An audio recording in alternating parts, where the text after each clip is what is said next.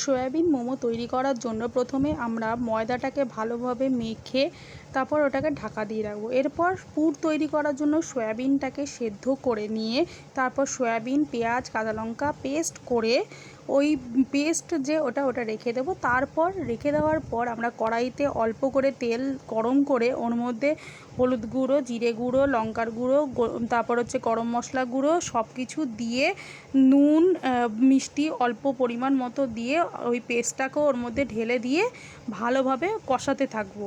কষিয়ে ওটাকে ভালোভাবে একটু কষিয়ে একটু বেশ ভালো মতো একটু লালচে লালচে হয়ে গেলে তারপর ওইটা আমরা নামিয়ে রেখে দেবো।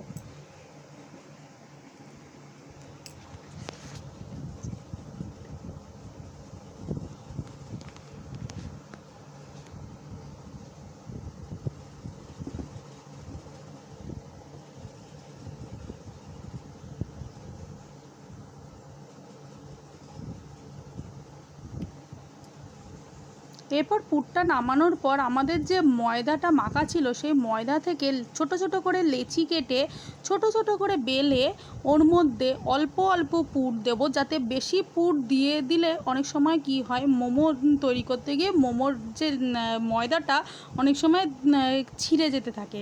এবার তার জন্য আমরা ওটা অল্প অল্প করে পুর দেবো যাতে মোমোটা ভালোভাবে আমাদের তৈরিটা হয়ে যায়। এরপর ওই পুর দিয়ে আমরা মোমোটাকে সুন্দর করে তৈরি করে একটা প্লেটে সাজিয়ে রেখে দেবো আগে।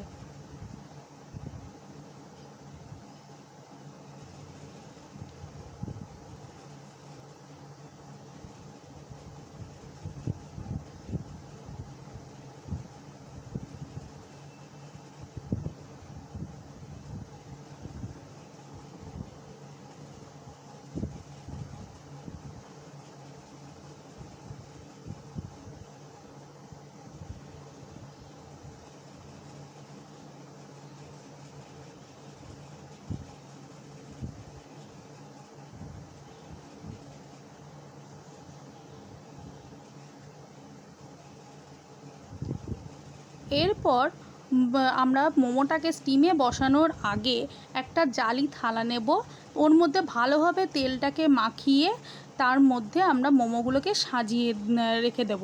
সাজিয়ে রাখার পর আমরা তারপর গ্যাসের একদম হাই ফ্লেমে আমরা জল ফুটতে দেব। জলটা 1 ফুট কি 2 ফুট হয়ে গেলে তার উপর আমরা যে মোমোটাকে রেখে দিয়েছিলাম ওই মোমোটাকে ওই জলের উপর রেখে দেবো। রেখে নিয়ে হাই ফ্লেমে ওটা সেদ্ধ করে নেব। এরপর আমরা মোমোর চাটনি বানানোর জন্য তার মধ্যে প্রথমে রেড চিলি সস, অল্প পরিমাণে সয়া সস যাতে তিতো না হয়ে যায়, তারপর টমেটো সস, তারপর অল্প লঙ্কার গুঁড়ো, এরপরে নুন, মিষ্টি একদম আন্দাজ মতো দিয়ে ওটাকে ভালো মতো করে মিশিয়ে নেব।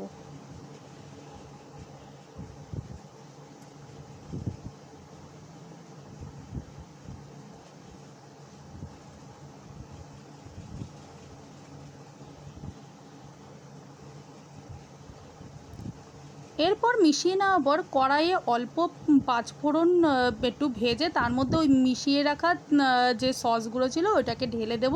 ঢেলে দিয়ে জল ফুটিয়ে তো আমাদের মোমোর চাটনি প্লাস স্টিম মোমো রেডি। নমস্কার।